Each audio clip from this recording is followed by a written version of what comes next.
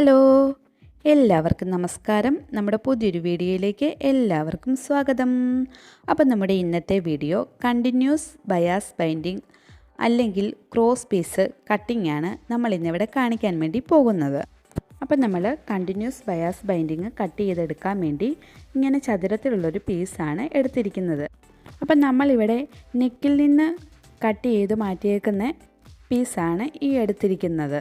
അപ്പം നമുക്ക് ആം ഹോളിൻ്റെ ആ ഭാഗത്ത് നിന്നോ അല്ലെങ്കിൽ നെക്കിൻ്റെ ആ ഭാഗത്ത് നിന്നോ നമ്മൾ കട്ട് ചെയ്ത് മാറ്റുന്ന ആ ഒരു പീസ് എടുക്കാവുന്നതാണ്. അപ്പം നമുക്കതിന് നീളവും വീതിയും ഒക്കെ കുറവാണെന്നുണ്ടെങ്കിൽ ആ രണ്ട് പീസുകൾ കൂടി നമ്മുടെ ആം ഹോളിൻ്റെ അവിടെ നിന്ന് വെട്ടിപ്പോകുന്നതും നെക്കിൻ്റെ അവിടെ നിന്ന് വെട്ടിപ്പോകുന്ന ആ പീസുകൾ നമുക്ക് ആദ്യമേ ഒന്ന് ജോയിൻ ചെയ്ത് എടുക്കാവുന്നതാണ്.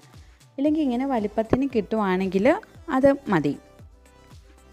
എന്നിട്ട് നമ്മുടെ ഈ മണ്ടവശം നമുക്കൊന്ന് സ്ട്രെയിറ്റ് ആയിട്ട് കട്ട് ചെയ്ത് കൊടുക്കാം. അപ്പം വേണ്ട നമ്മൾ ആ മണ്ടഭാഗം ഒന്ന് കട്ട് ചെയ്ത് മാറ്റിയിട്ട്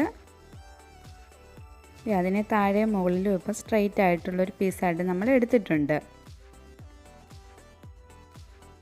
ഇനി നമ്മളിതിനെ ക്രോസ് ആയിട്ടൊന്ന് വരച്ചു കൊടുക്കാൻ പോകുവാണ്. അപ്പം നമ്മുടെ ആ ചതുരത്തിൻ്റെ ഏതെങ്കിലും ഒരു മൂല എടുക്കുക. ആ ഒരു മൂലയിൽ നിന്ന് നമ്മളിങ്ങനെ ക്രോസ് ആയിട്ട് വരച്ചു കൊടുക്കുക.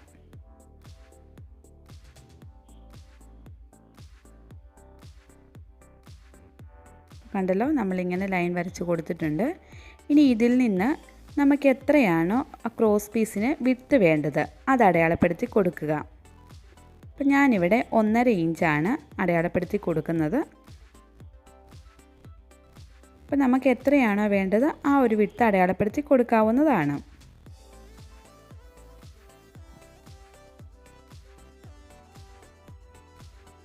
ആ അടയാളപ്പെടുത്തി കൊടുത്തതിനെ നമുക്ക് ഇങ്ങനെ ഒന്ന് ലൈൻ ചെയ്ത് കൊടുക്കാം.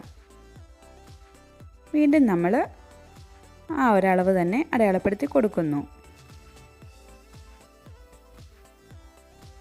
ഇങ്ങനെ നമുക്ക് ഇതിൽ നിന്ന് എത്രയാണോ ആ ഒരളവ് അളന്ന് കിട്ടുന്നത് അത്രയും നമുക്ക് അടയാളപ്പെടുത്തി കൊടുക്കാവുന്നതാണ്.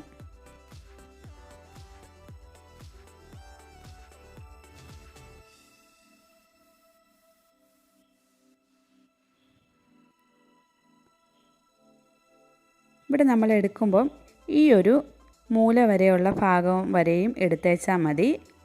ഇതിൻ്റെ ബാക്കി അങ്ങോട്ട് മേലോട്ട് കിടക്കുന്ന ആ ഭാഗം നമ്മൾ എടുക്കണ്ട. ഈ ഒരു ഭാഗം നമ്മൾ വരച്ച് കൊടുക്കണ്ട. ഈ ഒരു മൂലയ്ക്ക് ആ ലൈൻ വന്ന് നിൽക്കുന്ന അവിടം വരേക്ക് നമ്മൾ ലൈൻ വരച്ചെടുത്തേച്ചാൽ മതി. ഇനി ഈ രണ്ട് സൈഡിലും മിച്ചം നിൽക്കുന്ന പീസ് നമുക്ക് കട്ട് ചെയ്ത് മാറ്റാം.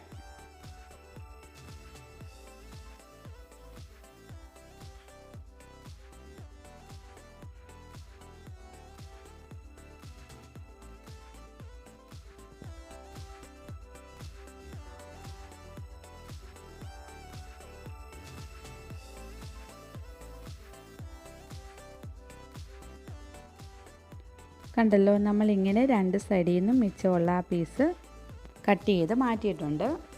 അപ്പം വേണ്ട നമ്മൾ ആ സൈഡിൽ നിന്ന് രണ്ട് കട്ട് ചെയ്ത് മാറ്റിയിട്ടുണ്ട്. എന്നിട്ട് നമ്മളിങ്ങനെ കിടക്കുന്ന ഈ പീസിനെ ഇങ്ങനെ തിരിച്ചിടുക.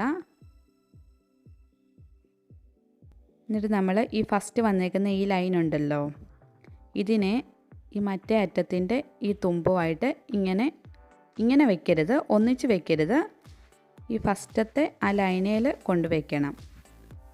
എന്നിട്ട് നമ്മൾ ബാക്കിയുള്ളത് ഇങ്ങനെ പിടിച്ചു കൊടുക്കുക. ഇങ്ങനെ ഒപ്പം വെച്ച് കൊടുക്കരുത്, ഇങ്ങനെ കയറി ഇറങ്ങിയിരിക്കുന്നത് പോണക്ക് വേണം വെച്ച് കൊടുക്കാൻ. എന്നിട്ട് നമുക്ക് ആ സൈഡിൽ കൂടി അടിച്ചു കൊടുക്കാം. അപ്പം നമുക്ക് അടിച്ചു കൊടുക്കാം. നമ്മളുണ്ടല്ലോ ഇങ്ങനെ ഈ തുണി തിരിച്ചിട്ട് ഈ ഒരു രീതിക്ക് വെച്ചെടുക്കുമ്പോഴേ നമ്മൾ ഈ വരച്ചേക്കുന്ന ലൈൻ ഉണ്ടല്ലോ, ഇത് പുറത്ത് തന്നെ ആയിരിക്കണം, അകത്തായി പോകരുത്. അത് പ്രത്യേകം ശ്രദ്ധിക്കണം. നമ്മൾ സെയിം കളറ് നൂല് വിട്ട് വേണം അടിക്കാൻ കേട്ടോ. ഞാനിവിടെ ഇപ്പോൾ സെയിം കളറല്ല കൊടുത്തേക്കുന്നത്, അതാണ് എടുത്ത് പറഞ്ഞത്.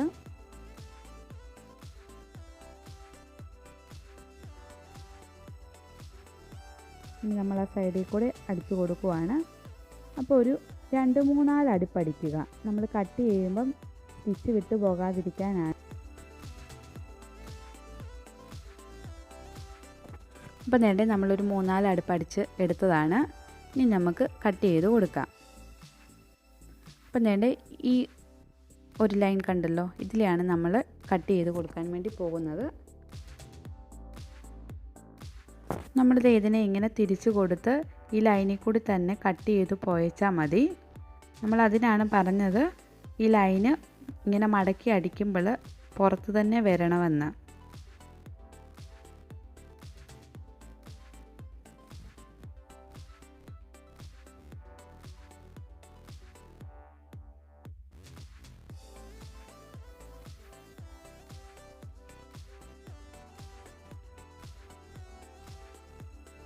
ഇങ്ങനൊരു മെത്തേഡിൽ ചെയ്യുവാണെങ്കിൽ നമുക്ക് ക്രോസ് പീസ് ചെയ്തെടുക്കാൻ വേണ്ടി എളുപ്പമാണ്. ഇല്ലെങ്കിൽ നമ്മൾ ഓരോ പീസായിട്ട് കട്ട് ചെയ്തെടുത്ത് അതിനെ അടിച്ച് അങ്ങനെ എടുക്കുമ്പോഴത്തേന് അതൊക്കെ വലിയ പാടല്ലേ.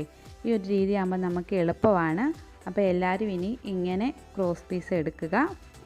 അപ്പോൾ നമ്മൾ മറ്റൊരു വീഡിയോ ആയിട്ട് ഇനി വരാം. അതുവരേക്കും ടാറ്റാ, ബൈ ബൈ.